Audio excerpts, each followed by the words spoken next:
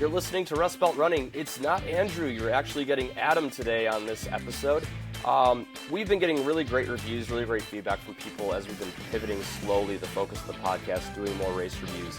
That being said, we will still occasionally be going out and just talking with some really interesting people that we meet, having some one-on-one conversations with them. And so today's episode is not actually a race review, but a conversation with Sid Garza-Hillman. He's on with me to talk about a book that he wrote called Ultra Running for Normal People. So Sid is going to be here. We're going to talk about that, talk about why he wrote the book, why he specifically wants to talk about ultra running for normal people. Before we dig into that, we're going to give you this week's coaching tip. You didn't think you were going to get rid of me altogether this week, did you? I'm going to bring you the coaching tip this week. And what I want to talk to you about real quick is, kind of getting back into running a little bit. So a lot of us have very heavy race calendars that kind of end in the fall, and then maybe we take some time off. We have the holidays, we have cold weather, we have all these things kind of working against our desire to get out and run. And I think there's just a couple important things that we can do to ensure that we come back to running appropriately. I've mentioned it before on our podcast in a previous episode. I don't know where, but there's a great Seinfeld episode where Elaine is trying to break up with David Puddy, and she can't do it. She keeps getting back together with him, and Jerry tells her that, ending a relationship is like tipping over a Coke machine. You can't do it all in one push. You have to rock it back and forth a little bit to get it started. And my goodness, that is not the perfect way to think about marathon training or just running in general. You have to rock it back and forth to get it going. So some of the good ways that you can rock the Coke machine back and forth is, set really small goals. Steve Magnus talks once about how sometimes when the desire is really low, you have to set the goal as something extremely manageable. And one extremely manageable goal is to lace up your shoes and walk out the front door. That's your goal. Whatever you get beyond that is gravy. And that is an admirable goal oftentimes, especially this time of year. And once you get started, a lot of times things feel maybe a little easier than you thought, or you get in more than you thought you were going to. So setting a goal as something simple as that, lacing up your shoes and walking out the door and getting you where you need to go, which is forward. That's ultimately the goal, is forward. Also, like if you're looking at mileage, sometimes that can feel really daunting, especially if you're like me and you run after work. It can be like, I just got home.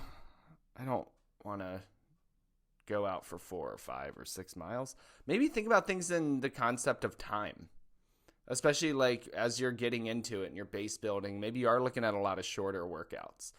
I know I have an athlete right now who, we're working on getting back into some of this. And so we're doing a lot of shorter timed workouts because the mileage thought is daunting. So setting it at half an hour, 45 minutes, I need to go out for this amount of time. And the wonderful part about that is your body doesn't know what a mile is. So putting in any work is good. And however you can play some of those tricks to keep your motivation there and to make it a more manageable task for you to do from a mental standpoint, because that's it. Like that's the hardest part, finding that mental game, playing those mental games that allow you to get out and put in good work and put you in a position for success, whether you're training for a spring race or you're thinking about a fall race or you're just trying to get back to being fit to put yourself in a position to even have a shot at something like that. So make your goals manageable. I think that's one of the biggest things.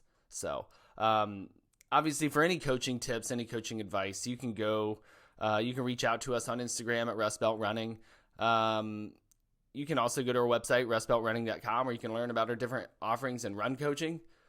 Maybe we can help you, get on your way to your goal, or we can help you through some of these times where you're, struggling to lace up and get out the door. So one more call just to act a little bit, and that is, feel free to like, subscribe, review us on your favorite podcast platforms. Any support that you give us, we're eternally grateful for. And your listens, your shares, and all of that. It goes a long way to help us, and it doesn't go unnoticed. So I do want to turn it over to Sid and Adam, and I really think you're going to enjoy this conversation. A little different for us, a little unique, but a really good time. And I really enjoyed it, and I know you are too. So without further ado, here's Adam Wheeler and Sid Garza-Hillman. All right, and we're back. Sid, thank you so much for joining me today. How are you doing? I'm doing great, and thanks for having me. Thank God it's you, because the other guy, right? Yeah, absolutely. Andrew's the worst. Luck of the draw. Absolutely. Anyways, no, but thank you for being. I really to both of you. Thank you for having me. Yeah, you're welcome. We really felt kind of bad because you had emailed us back in October to talk about coming on, and that was right around the time that Andrew and I were kind of spinning our wheels and feeling like we've been doing this podcast for 5 years, and we really didn't know where to take it. And so as we were starting to go back, we found your email and thought, we really need to get back to him. He's got a book coming out in February. Let's have him on. And so it's really kind of nice because we're recording this on January 30th. Your book is coming out next week, correct? Yeah, a week from today. Yeah. A week from today. Yeah, I think the publisher reached out to you a while ago, and and just so cool that you bit. Yeah. So thanks for coming on. So let's start with this. Where were you at in your running journey that made you want to write this specific book?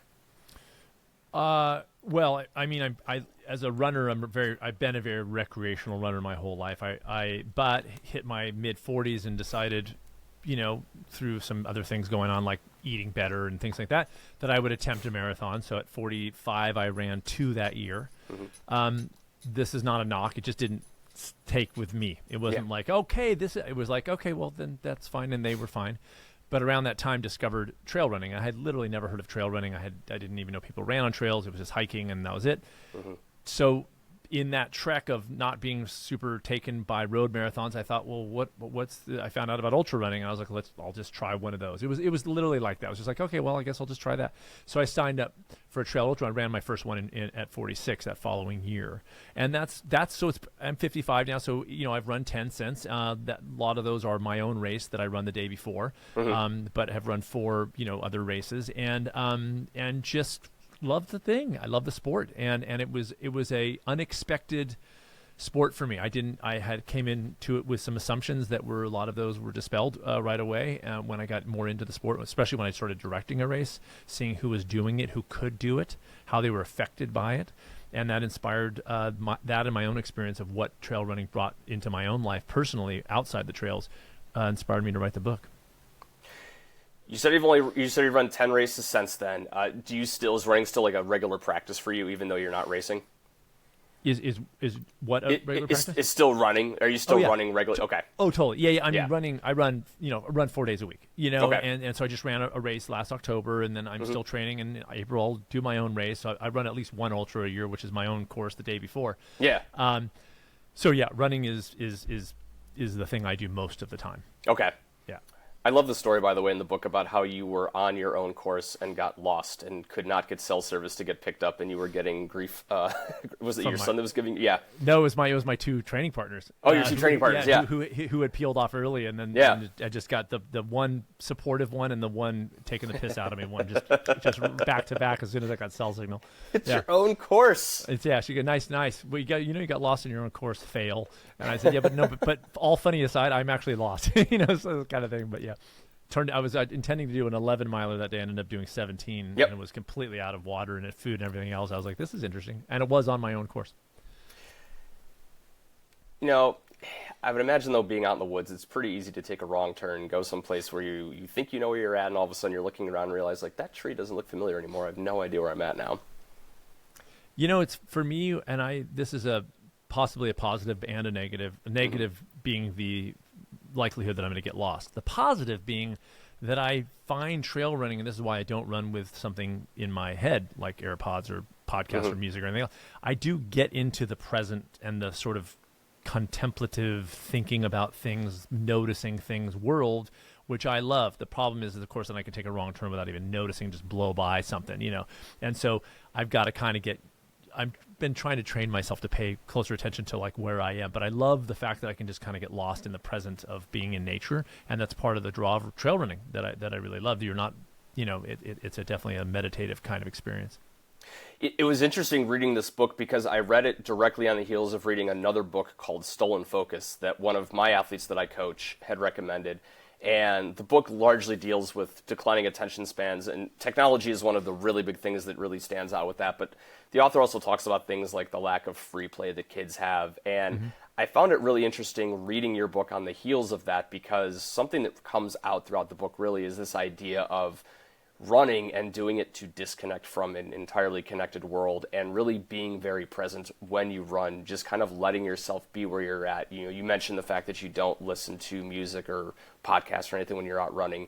And it was just a really interesting kind of dovetailing of those two ideas, one right after the other, because it felt almost like an instructional book of how running can do what this book Stolen Focus was saying you really need to be able to do, which is just get out and be present.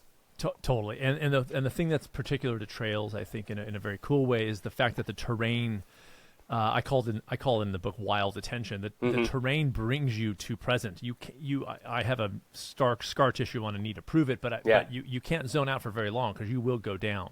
So you're sort of effortlessly brought into a present state. Repeatedly, you zone out, you come back to present, you zone out, you trip a little bit, you come back, and it's and you just get better over time. I fall a lot less now, I'll put it that way. So it just, but I mean, I just did a YouTube video called Disconnect to Reconnect. I mean, I'm right in that zone. That's a major theme of this book. Is not for people to give up the tech. We're on a podcast, let's face it. But can we have little forays into experiences where we are truly disconnected? And I read a really cool book years ago called Lead Yourself First. And in that book, he talked about what he called solitude, but how he defines it is freedom from input from other minds, meaning you can be in a loud place, you can be in a subway, but you can be in solitude if you're not purposefully putting something into your face, ears, eyes, whatever. And it's those moments with clients, and actually, because I teach stress management, I call it stolen moments. So it's interesting, stealing focus, stolen moments. Are you consciously and intentionally stealing a moment to not do stuff, actively not do things, not consume? And trail running is perfect, absolutely perfect for that. By the way, I'm a nutritionist as well. So the whole consumption model applies also to the intermittent fasting kind of model of we're always consuming, whether it's stuff into entertainment or podcast or music or food. We're always in that consumption mode. And I think disconnecting from both of those things really strengthens us as on an individual and a species level. I love that, because I have a theme for this year, and the theme for me is one word, and it's less. And it's trying to find ways that I can do less in my life, whether it's less consumption. I was driving home from a workout today, and typically my routine would be to hook up my phone, Bluetooth, and listen to music, listen to a podcast, do something. And I was done, and it was cold here today, and the last part of my run took me into a pretty brutal headwind, so I was just more tired than I usually am. And I just sitting in the car, I thought, no, I don't want anything right now. I just want perfect stillness. I'm just going to drive home. I'm going to enjoy this 15 minutes and not have anything in my head. And it was a really nice, relaxing way to wind down after a run. And I feel like I've been very bad about doing that for myself. You and me both, but I will say that this is something I've been working on for years.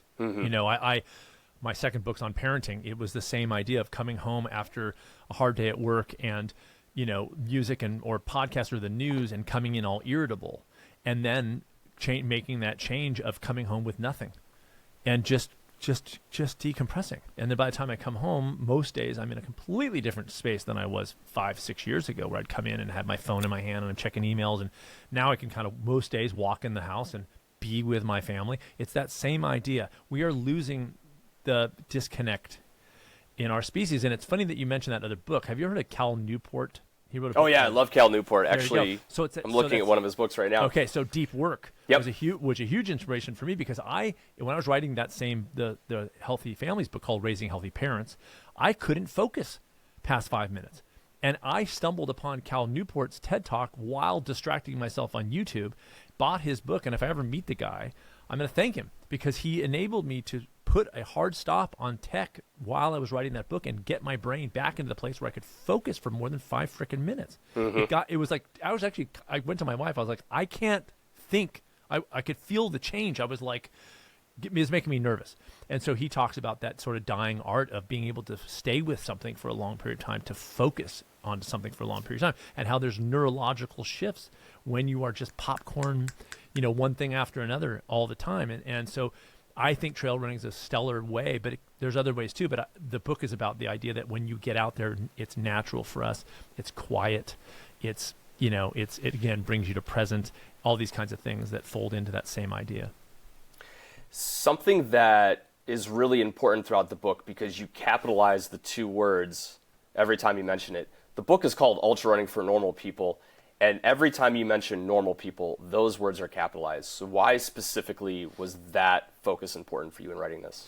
Yeah, because it's important to me to sell without there being a sell. The idea of that this is an accessible, and I hate the word should, but I'm urging this activity for people, and to dispel this myth that ultra running has to be for elite athletes. Because having directed a race for now, it's in its 7th year, there's an assumption when people find out about it, oh, that's for type A, gluttons for punishment, oh, you're just weekend warriors. Like, no, actually, I've got, on average, less this year for some reason, but on average, at least 4 over 70s, finishing my 33-mile race with 5,000 feet of elevation. Yeah. Easily over 10 60s. This is from 60 to 69 years old. This is people of all shapes and sizes. This is people of all different backgrounds. This is the coolest thing. And I think that's overlooked. I think there's an assumption by most people, because ultra running is kind of a new and it's under the radar thing, which I still love, that you have to be this kind of, you were an elite athlete. I go, well, I certainly wasn't. I was running 2 or 3 miles not 10 years ago. And so it's a thing. And I want to make sure people know, like, do it or don't do it, but don't not do it because you assume that you have to be an elite athlete to do it, because it's simply not the case. Do you feel that perception around ultramarathoning has shifted in the last decade, 15 years, as you've seen, I would say, like, more professionals tackling ultramarathons? My introduction to ultra running was Dean Karnazes' book, Ultramarathon Man. Read it. And great book. And Dean was kind of in the same boat, like, just decides one day, like, he's going to start running, and he starts running ultras. And in that book, he kind of talks about the fact that over time, it went from this very underground thing to nobody knew about, to you start getting into, like, a Jim Walmsley who goes and runs Western States and is finishing that race before the sun sets. Yeah. So do you feel, being out there on the West Coast where there's been a lot of that ultra running, that there's been a change in perception, that it's something that was kind of underground but that anybody could do, and now it's more, like you said, type A, professionalized, sort of, you have to be elite to do it? Yeah, I think both. Now, I will say, as a race director and an ultra runner myself, I'm fairly isolated from the world. I'm somewhat peripherally in there. But I do think the focus, even as ultra running begins to emerge as more mainstream, I will say most people I interact with have no idea what an ultra marathon is. I mean, so there's still, everybody knows what a marathon is. Everybody knows what 10K is. Everybody knows, everybody. But I get asked all the time, so what is an ultra? They don't know. So I think that right now, and I love it, I wish it wouldn't change, but it will. I love the fact that most people don't know what it is. Now, when people do find out what it is, of course, the attention goes to the Jim Walmsley and the I can't remember her name right now, but Courtney Dolwalter. The sort of elite, and it's amazing, and those people inspire me too. Yeah. But the problem with that is that there's this other group of people that aren't doing Western States, that are doing races like mine, which is a little pissant race, sells out every year without any promotion, and gets many first-timers. That's what I'm focused on right now. I cap my race. I don't promote it. I'm not on any social media. And I love the fact that I get people who this is sometimes their first race. I don't mean first ultramarathon. I mean first race. They've never done a marathon, half marathon, 10K, nothing. And they're terrified. And I'm looking at them going, this is some power. And I love that kind of strength, that human strength, somebody who's showing up to toe the line and is terrified, and it's completely into the unknown for them, uncharted territory, and they're doing it. And and they come across the freaking finish line in tears, not because of pain, but because it's like emotional release. And I was like, I wanted to be one of the voices to bring out that aspect of it. What are the normal people doing? How are they able to do this and work a job and raise a family? And how is that happening? How can I do it? I got 3 kids. Yeah. I always joke that when people go, "You're an ultra runner," I go, "Yeah." They go, "Really?" Because I'm not that. I'm not in any way, shape, or form an elite athlete. Never have been. And I train probably less than most people would even. It would blow their minds how little I train comparatively. So, and I used to train more. So that's, as a running coach, I've kind of shifted my training into a normal person's training. Can you do this and still do the other things of being a relatively normal person? And the answer is yes. Yeah. You've got 9 lessons in your book. Do I? You do. Yes, I do. Actually, I double checked. I don't know if I've ever counted them, I swear to God. Well, so what's funny is that as I went into them, I'm like, wait, was it 9 or 10? I couldn't remember. Yeah. What to you stands out as the most important of those 9? Probably the one I put first, which was the fear. And because fear is so prevalent in virtually anything that a person is, I find, as I'm again working with clients, trying to do, and to improve their lives, let's say. Mm-hmm. There's a fear of the unknown. Fear of the unknown, ultimately, that's death for most of us. It can take us down. It can prevent us from taking action to make our lives better, to embark on a relationship, things that we do that we're afraid it's not going to work out. We're afraid we're not going to be good at it. We're afraid we're going to so-called fail.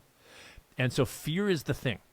And that's why I put it number 1. It's not the only thing, but boy, it's the thing. And especially in the world of ultra running, I just did my 10th race. But the night before that last race I did, terrified. Still. Oh, yeah. I was just like, what am I doing? I was undertrained, all the messaging in my brain. And I've learned, I'm still not there yet, but it's a struggle and lots of practice. Showed up to the starting line, ran the race, and just was like, okay, this is what happens. But I think those little periodic moments where you're actually doing something that you're afraid of doing are pretty enriching. Well, and I love that you mentioned, too, that it's really funny that this is something we choose to do. Yeah. Like, we've got this primitive brain that's wired to seek out danger to keep us safe. We're choosing to do this, and our brain is still going, are you sure? Yeah. Oh, yeah. Do you really want to do this? Yeah. Yeah. That's the human, I call it the battle of the modern human being. The sort of what they call the lizard brain, which isn't actually reptilian, but whatever. It's fine. Yeah. It's a fine name. The fight or flight, fear, survival kind of thing. And I talk about in the book, I'm a longtime musician. I would when I'd go on tour, I'd stage fight. And I'd walk on stage, stage fight, walk on stage, stage fight, walk on stage. Now it's, fear of the pain that I know I'm going to be in and towing the line. I get in the cold tub every morning. It's those moments of like, this is going to be horrible, and doing it anyways. And that's that constant. I think it needs to be constant if you're going to evolve as a human being. That's just my argument there. But a sort of a daily, I quoted Eleanor Roosevelt in the book, do one thing that scares you every day. Yeah. It's that kind of idea. We have to do it intentionally because there's no reason otherwise. We're in a state of full comfort. You don't have to go for a run. There's no survival reason that you needed to go for a run today. You could have ordered pizza to be delivered, and you can drive in your car, and you can get places without even doing virtually almost any movement at all. And yet, the result of that, of course, is that we're getting less healthy, less happy, less active, more stagnant, more stressed, more anxious, more depressed, more sicker. That's the direction of the modern human being. And I believe that it is time for a course correction. And that's where I stand on that. I found it really interesting. I think it was the 8th lesson, the idea that we're all in this together. And I found it specifically interesting because I'm a road runner. I race marathons, and I love the energy of a crowd. Going back to the first half marathon that I did, one of the things that I always took away from that race was how cool it was to be around a crowd and to see perfect strangers that are out there just supporting me. I ran my first Boston Marathon last year, and one of the things that really stood out to me was that city is just so thrilled that you're there, and people will call out your name when your legs are screaming at mile 23, and they'll say, yeah, number 8182, like, you've got this. I know you've got this. And so it was interesting reading your take on that, because you said one of the things you love about ultra running is that we're in this together, but you specifically talk about the idea that you feel it more in terms of connection with your fellow runner out on a single track trail in a way that you don't with road running. And what is it about that connection that stands out to you that I don't feel? Yeah, and by the way, I felt it too in the road races I've done. Not many. I did the 2 marathons, and 2 half marathons before that. But there is that camaraderie. I mean, running is one of the very few. You show up to a race, it's all by choice. So it's one of the very few positive things that people are showing up and everybody's kind of in a good mood because everyone's sort of nobody's being. I mean, I hope nobody's being forced to run a marathon. You know what I mean? I hope it's a choice, right? but there's something interesting about trail ultra running that I think is particular to you start out in a crowd.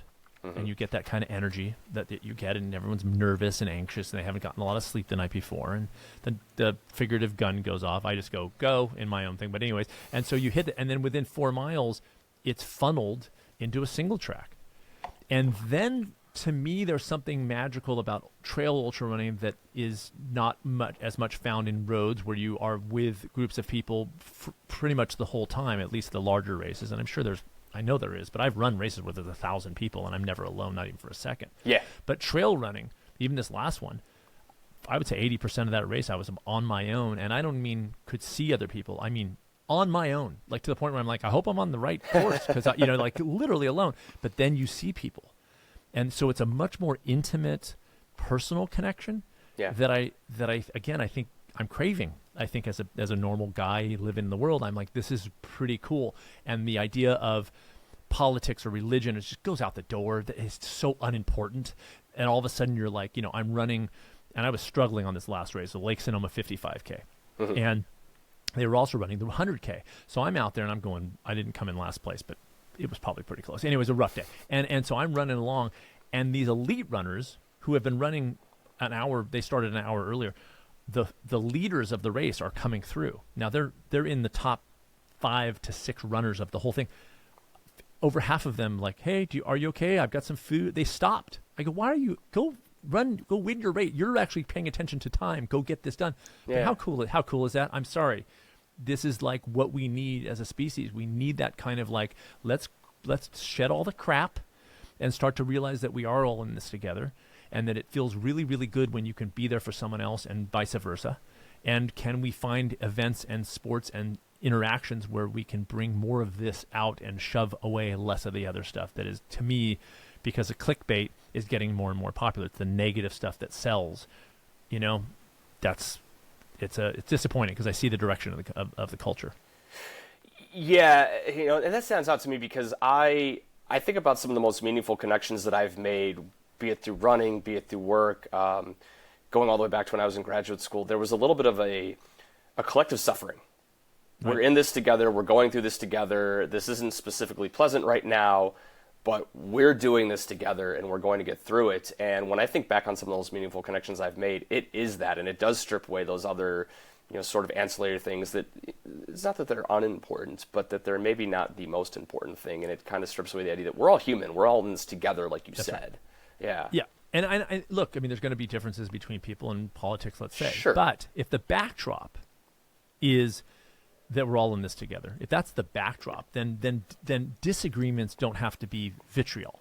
See? So it's sort of like right now we're in the space of vitriol and what I call keyboard bravado. Just this kind of letting loose on people because you're too chicken crap. And so this idea, if we can create this ethic that is the backdrop from which we then act into the world, I think it would be a game changer. And I think that's would be a great direction for the human species.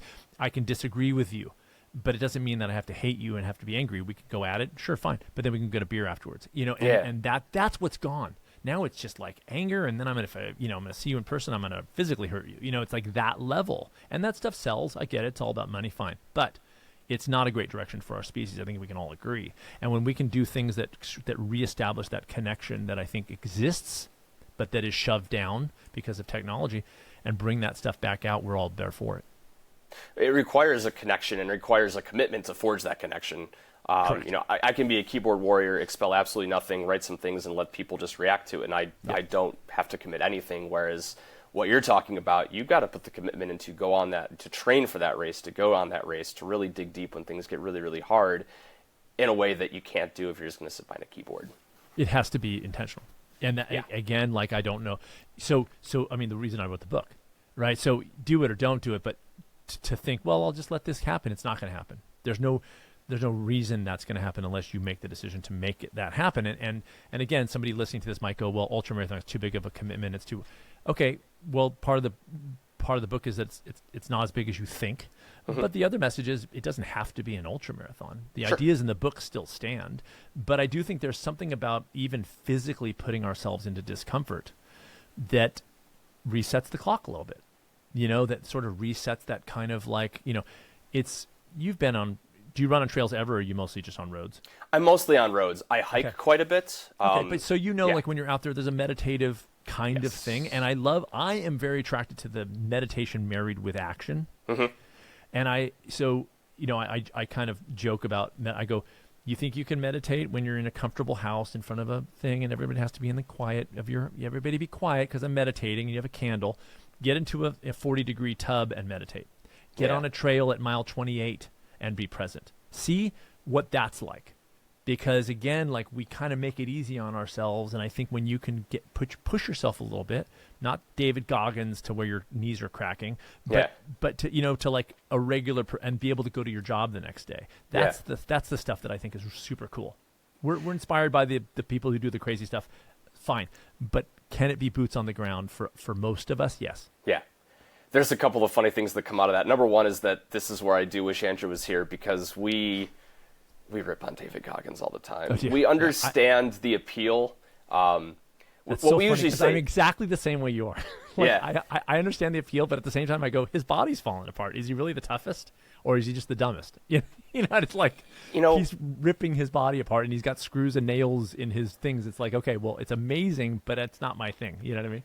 I usually use the analogy that it's like the surgeon who views any medical issue as something he's got to cut. Like, there is a time for some of what David Goggins says and does that is needed. You do need to have those moments where you say, I really feel like I want to quit, and find that inner reserve to keep going. Correct. It's just, if every single time you're going to do that, you're eventually going to run yourself into what he's done, and that's why Andrew and I have a tendency to kind of rip on David Goggins. And again, and that's so funny. But see, and you're the only other people I've ever met that, by the way, besides me. But that idea that you just talked about, which is that feeling that you want to quit and going through it, is accessible to everybody. My problem is that people go, oh, you have to be David Goggins to experience that. No, you don't at all. Do you know who Zach Bitter is? He's a world record holder. He's an ultramarathon, incredible guy. He ran my race the first year just by chance. Ultra Shoes was the sponsor, and they said, hey, can we get our guy to run? I said, sure. Didn't know who he was. And I interviewed him afterwards. Of course, he won the race as if he hadn't even taken a step. It was like that was my first like, oh my god! And I've never had a pro since, but he still holds the course record. But I interviewed him, and he said, he really appreciates the back of the packers, because he was done with that race in 3 hours and 50 minutes. But he was like, how about the people that are out for 9 hours? Yeah, that the mental game that is, and he really was like, that's incredible to him. And so it's both amazing.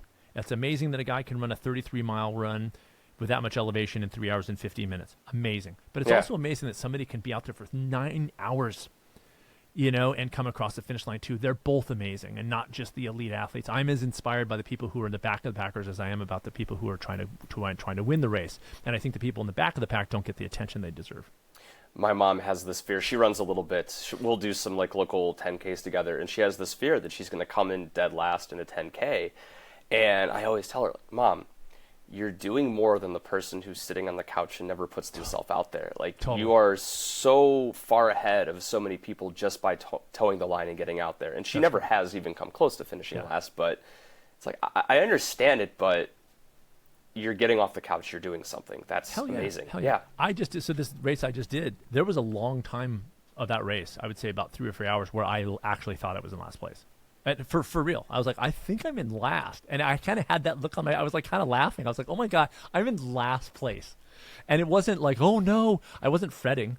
I was like, this is kind of hilarious, because I knew I was semi-undertrained. And I was just like, okay, well, I'll just keep plugging ahead aid station to aid station, see how it goes. And but I finished, and I was like, was I last? And they're like, no, there's people out there still. But it was this kind of humorous thing. I was like, okay, well, I guess I came in last of a whole race, and I didn't care. And there was something very liberating about that for me. I would have talked about it on my podcast. I would have said I came in dead effing, I don't know if you swear on this podcast. But all the time. Yeah, okay, dead fucking last. And I was like, I had no problems. I was realizing I was completely okay with it. Like 100% okay with it. I had a rough day. I had an off day. And I was like, that's pretty cool. this idea that anybody can do this, and it's one that I completely agree with. You mentioned one of your lessons in the book is that you always need to have the idea that you're always in training. And I can see somebody who's intimidated by this idea of anybody doing an ultra and seeing that you're always going to be training and having that scare them a little bit. So what would you just say to somebody who reads that and goes, if I'm always training, like, how is this going to work? Yeah, so in the book, it's how I define training. Mm-hmm. So how I define training is a higher baseline level of fitness and health most of the time. Yeah. So in other words, it's not the wide swing of like I'm training for a race, then I'm sitting on my ass. I'm training for my race, and I'm eating junk food. It's are you most of the time in a training mindset? Every lesson in that book is essentially a mindset lesson. So always being in training is, are you taking care of yourself most of the time? Are you sleeping well most of the time? Are you eating well most of the time? If your baseline level of fitness is and health and happiness, by the way, is a little higher than usual, you're going to be in a much better space to then up your training for an ultramarathon. But this idea that I'm training and then when I'm not training, I'm just brutalizing my body and mind doesn't really work for a normal person. It can set you up for a very bad experience as an ultra runner. But if you can focus on the most of the time and raise that bar a little bit, just a little bit, and still do all the things you do, because I do, jobs and everything else, then you can pull off an ultramarathon with not that much more effort. Certainly not as much as people assume you need to do to get there. That was, when I got into running, that was one of the lessons that I learned the hard way, and it took me a few years of doing it, this idea that I couldn't take this really big, long off season, that if I wanted to be consistent at this and I wanted to do it in a way that was fun and not constantly leading to injuries, like I had to be consistently doing this. Didn't mean that I was running high mileage all the time. Didn't mean that I wasn't having fun recovering, but the idea that I could sit on the couch and relax for 2 or 3 months and then get right back to it and jump right into things just wasn't going to happen. That's all that I'm saying. And I think people sort of assume the otherwise, but yeah, that's exactly what I'm saying. Well, and I think that dovetails to, you talked about this, the idea that it's not just, it's a mindset, essentially. If you're going to have this mindset where you're going to be training, you're going to be more present, you're going to be treating your body better, it's really hard to adopt that mindset and then abandon it for 3 months and then come back to it and say, well, now I'm going to care about this mindset again. It really is something you want to kind of, it's almost the idea of a practice. It's a consistent practice that you're going to have to engage in one way or the other. Yeah, I mean, abandoning it is easy. It's getting back into it. You can always go, screw it, Netflix, boom, Snickers, whatever. But getting back into it is the thing. Now, again, speaking of mindset, my goal personally, and I'm sure that I share this with a lot of normal, capital N, capital P, normal people, is that I'm trying to run ultra running. I want to be one of those 70-year-olds running. Yeah. That literally is my goal. So because that's my goal, that changes the game in terms of how I so-called compete in an ultra marathon 3 months ago. Yeah. I am not trying to win it. I ran the entire thing without a watch. My phone was in my pocket. I had no idea how long I was out there until a mile before, when I pulled my phone out and went, oh my God, 10 hours and 40 minutes, good Lord. And so it's again, different mindset. This book is appealing to people who are trying to do this for a long time. If you're trying to do it for a long time, then yeah, you cannot brutalize your body for 3 months and then overtrain for 3 months and then brutalize you have, to me, if you're talking about longevity, you have to maintain a baseline level, and then that's your jumping off spot. But that's a different way of doing business than I think most people do. Yeah. It's really interesting, some of the things that we've talked about, because they're coinciding with just things that I've been working on lately. And before we hopped on the podcast, Andrew and I coached with another guy named Matt. And so I was working on some social media stuff, just different coaching points we like to talk about. And the post I was working on today was the idea of how to do more with less. And one of the things I was writing about was this idea that a lot of people, they go cycle to cycle with road racing. And it's just, well, I've always run a spring full and I've always run a fall full, so I'm going to keep doing it. And hey, if that's what floats your boat, that's great. Do it. At the same time, though, if you find you're getting to a place where you're plateauing, or you're getting to a place where all of a sudden it's gone from I like doing this to like, all right, I'm doing another cycle, you need to take a step back and say, you know what, like, what do I want to be doing 2, 3, 4, 5 years down the road? Sometimes it's important to take that step back and say, you know what, I'm going to run with friends and not focus on training, or I'm going to run something slower, or I'm just going to go ahead and base train for a while. And I'm going to come back to it. I might lose some fitness, but I can always get it back. But there's something about getting off the merry-go-round and saying, like, I'm going to back off because I want to still love this a few years down the road and not grind myself into dust. I was just going to say that. I was going to say you can reestablish your joy for the sport. Yeah. And sometimes we get so deep in and we actually don't enjoy it. we might get the high on race day. Yeah. But how about the everyday stuff? Are you loving the sport? Some people I've coached running is just to simply establish a love. They used to love it, and then their knees hurt and their joint. I go, slow down.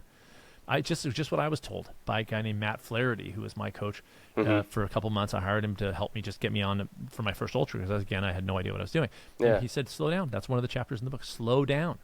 To where all this macho bullshit came up of I could go faster. And he's like, dude, you're thinking about 50 miles. You're not thinking about 3 miles anymore. Slow down by like 4 minutes a mile. So I was shuffling along at 12-minute miles, but I was running along and enjoying it in a way that I had never enjoyed it. I was like, oh, I don't have to be exhausted and fatigued and like curled up on a couch every time I run. It was a whole nother way for me to regain that love of the sport. I love you talk about the advice you gave you went to, I think it was Wisconsin, and you were trying to figure out like how you were going to fit all this in, and he said, just do what you can. Yeah, he's like, yeah, whatever, take a few days off. I was like, no, you can't. It's a chart, and that was my thing. Militant chart. If the chart said, then you do what the chart said. And he was huge. And what's weird about it to me as a coach is I was coaching this exact thing to people, not in the running world, but in the stress management, doing left, being versatile. And I was not applying it to my own training for this ultra. It was a very much of a disconnect. And he turned that mirror on me and goes, it's okay if you take a few days off. And I was like, it's so true. How did I not see this? How did I not I was all stressed about I was on a business trip, and I was all stressed about it. And he was like, yeah, take a few days, whatever, go run around, if whatever. And I was like, no, you can't. It has to be. And he's like, no, it doesn't. And I was like, wow, how did I, so we get so used to our routines and how we do stuff. And sometimes it doesn't work for us. I think that's the thing about coaching, though, is coaches are so bad at taking their own advice. Totally. And coaches need coaches. Yeah. It was, I to my credit, the one thing I admitted is that I had no idea what I was doing. Yeah. And so the good news, I was like, I don't know what I'm doing. I didn't go, I know I could figure. I was like, no, I don't. And so that's when I got him. I heard him on a podcast. Literally, I just heard a podcast. I was like, he sounds cool. And I just sent him an email and he was like super affordable. And I just said, I just need you for a couple months. And that's what I did. And that helped me immeasurably. Huge. Let's transition to the race that you run. You are a race director now. You've mentioned it several times. It's the Mendocino 50K? Mendocino Coast 50K. Yeah. Talk to us about that race. We've got a lot of ultra runners that we're friends with. We do race reviews on this podcast. So talk about that race a little bit. What made you want to start it? What's unique about it? What made me want to start it was simply training for my first and finally getting out on trails around here. And thinking and talking to my training partner, who's also named Sid, this girl, and she rides horses, so she's familiar with all the trails. So she starts taking me on these trails, and I go, okay, so like, what's the race around here? She's like, there's no race. I was like, how is there no race? This is incredibly beautiful and totally not populated. Like there should be a race, and there wasn't, and it never had been. So I just started asking questions. I contacted some race directors and got some marathon race directing guidebook that I sort of used, translated into ultra running. Picked up the phone, called state parks. Do you guys, is this something? Yeah. I knew what I wanted to hit trail wise. Got a guy who knows the trails. I said, can you draw me a loop? And I basically created the race exactly how the good news about starting with zero experience is that I said, I'm going to create the race I would want to run. That was my one rule. I want to run. This is the race I want to run, to the point of it starts at 7:30, like very reasonable. Yeah. I cap it at 150 and it's sold out every year, again, with zero promotion. I have over 50 on a wait list right now. I do not promote. I'm not kidding. There's no social media. I spent $200 the first year, and I've never spent a dime on promotion after that. I email the mailing list and go, I'm opening on November 8th at 10, whatever. And so I cap it so that everybody can park right there. Okay. And so you could show up 5 minutes before the start time and walk to the starting line. It's a loop, so there's no shuttle. I hate shuttles. I hate going point to point and all sore and cramping in a school bus for 30 minutes back to my car. So I love, there were certain things. I feed everybody, not the runners only, but you show up to watch the race, and there's food and beer for everybody. I didn't want to I didn't want this check your number and stand in this one line. It's like now I work for the Stanford Inn. It's a resort in Mendocino. They're the founding sponsor, and they supply all the food. So they know that there's going to be 150 runners, but another 100 to 150 people, volunteers and spectators and family. Yeah. And that's what they bring. And then I get a beer sponsor, and it's like that's what they bring. So there's things that I just love Now, the other reason I cap it at 150 is because I personally greet every single runner when they come across the finish line. I love that too. I love the personal aspect of what this does, because people say, well, if it sells out, you should allow more people in. You should do different distances. You should do more than one race per year. And I'm like, it's my fourth job. I will do this race the way that I know how, and if people lose interest, I'll stop doing the race. And that's a kind of a rule for me. It's like, if people lose interest, I'll stop doing it. It's no sweat. I ain't driving a Rolls Royce from directing a 150 person ultramarathon. Right. And so it's in year 7. Okay. I do say, in my defense, I have very good swag. Like, I have sweatshirts, and I have trucker hats, and I have. One year I did like Jimmy Connor's wristbands. Like, I have fun with that kind of stuff that I really enjoy. But this is a total family and friends. My wife and I are the ones packing the supply truck the night before the race. I mean, that's the truth. My kids, like, it's always a family affair, and I have volunteers day of. But leading up to it, it's just me, my friend Sid, and my friend Bree, and then we just get some help on the day of, and it's a very much of a family affair, which I love. Listen, good swag is something you absolutely should brag about. Not enough races commit to good swag. Kind of dig it, yeah.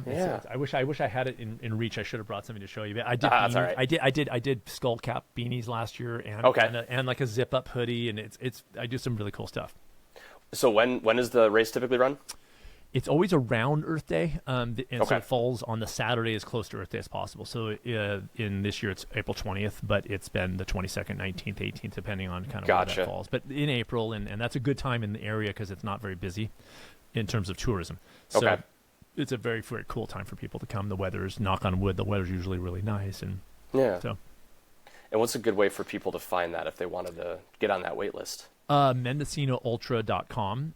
Okay. And the best thing for people to do is really to sign up for the mailing list. And again, I just send an email out about a week before. I set an Ultra sign up like a registration open date, but that's never the one I actually use. Okay. So I change it, and then a week before I go, okay, now here's the actual registration date. I give everybody a fair shake to get in. Gotcha. And then it sold out in 5 hours this year. Okay. Yeah, it's literally I just open it and then that's what it is. And I get many returners. They just it's like a tradition. They come and they go, "This is my 7th time running the race, and it's so cool." It's become a very much of a family kind of thing. I see familiar faces every year, which I really appreciate. Well, something that I think you've hit on there with the idea that you cap it at a small amount. You want people to be able to park and walk there. There's something about a race that knows what makes it good, and sometimes getting bigger is not necessarily the best thing, because then you have to worry about the increased logistics, and is it going to draw away from what you've done well, and just being what you are and doing it well. Yeah. And by the way, it's a little on the expensive side. I got to be honest. And that's because I cap at that level. And in 7 years, I've never gotten a complaint until this year. And the guy goes, kind of expensive. I said, I don't tell you. I'll give you I don't usually do even refunds. And I said, he emails, he goes, I said, there's tons of other races. Do it. I said, and I will make an exception. I will refund your money right now. I got a wait list of 50 people that would buy it again. And he goes, no, I want it. I go, okay, good. So what's the issue here? Yeah, I was like, it's like, this is not a huge moneymaker for me. I'm sorry. Yeah. This is like a labor of love, and so, but anyways, it's not like crazy expensive, but it's on the upper limit of what a 50K would be. I got you. Yeah. And when you're going to have a wait list, like, you can afford to do that. You can afford to do those things because it's a labor of love. You've got a wait list. Like, somebody's going to take that. It's going to be okay. Yeah. And you'll get your Rolls Royce someday. Yeah. Oh, God will. Yeah. Ultra running and Rolls Royce. They go hand in hand. Is there anything that we haven't talked about yet out of the book that you'd really like me to cover before we go? Only this. And that is that it's a part philosophy, part memoir, part guidebook. But I want to be very clear, and maybe this is unselling the book, but there is no chart, and that's on purpose. And in fact, the editor, as she was going through one of the drafts, she said, "Okay, so maybe we insert a chart here." And then later she read, on purpose, "You will not find charts here." And she wrote a little note, goes, "Oh, okay, got it." And so it's there are amazing guidebooks out there, but the message of this book is, if you find a training, and there's practical guidelines in the book. It's not like you can use the book and train for an ultra. There's no doubt about it. But if you feel a certain comfort in having a chart, I'm all for it. Been there. However, I got bit in the ass because I got owned by the chart. So the message of the book is, you're in charge. get your head on straight about that you're in charge. And that's what Flaherty told me when I went to Wisconsin. He's like, don't run. And that was the mind blower. And that's that kind of appeal to a normal person. If you have a day where you're tired and you have a busy day at work, it's not only okay, it's advantageous that you may not run that day, instead of pushing yourself, being exhausted, and then not sleeping well the next night, and, et cetera, et cetera. So there's bigger fish to fry when you're a normal person trying to pull this sport off. So that's the only thing I would say, is it doesn't have that kind of fixed thing that people get used to in a guidebook, but it's as effective as a guidebook as any other, I would argue. And where's a good spot for people to find this? Is this going to be on Amazon? Is there a publishing website they should go to? They can go to, I'll give you the link, but it comes out on Penguin Random House. Blue Star Press is the publisher. Okay. It's everywhere, but on SidGarza-Hillman.com, you can go to the book page, and there's like all the international links, and Gotcha. the Barnes & Noble and the Walmart and the Target and whatever. It's everywhere. Okay. Yeah. Man, that's awesome. It's a commitment to write a book on top of everything else. So congratulations. It was really readable. I really enjoyed it. The idea that it's part memoir, part philosophy. I really like that. And as a coach who always tells my runners not to fall in love with the chart, I completely respect the fact that you put one in there. You're a good coach for doing that. So I appreciate that. Yeah, super cool. All right. Sid Garza-Hillman, this was a fantastic conversation. Really do love the book. It's called Ultra Running for Normal People. We highly recommend it. It's a quick read. You can get through it in a day, but you'll take a lot out of it. For people listening to this podcast, remember, please rate, review, subscribe to us, share us. It's a great way for people to hear us, great way for people to be introduced to us. If you're interested in having us work with you as coaches, you can find us on rustbeltrunning.com for our offerings, our pricings. You can email us at rustbeltrunning@gmail.com, or if you want to ever drop into our DMs on Instagram, the account is rustbeltrunning. Until next episode, where you're probably going to have Andrew back. Thanks for listening today, folks, and enjoy your miles. I love my log.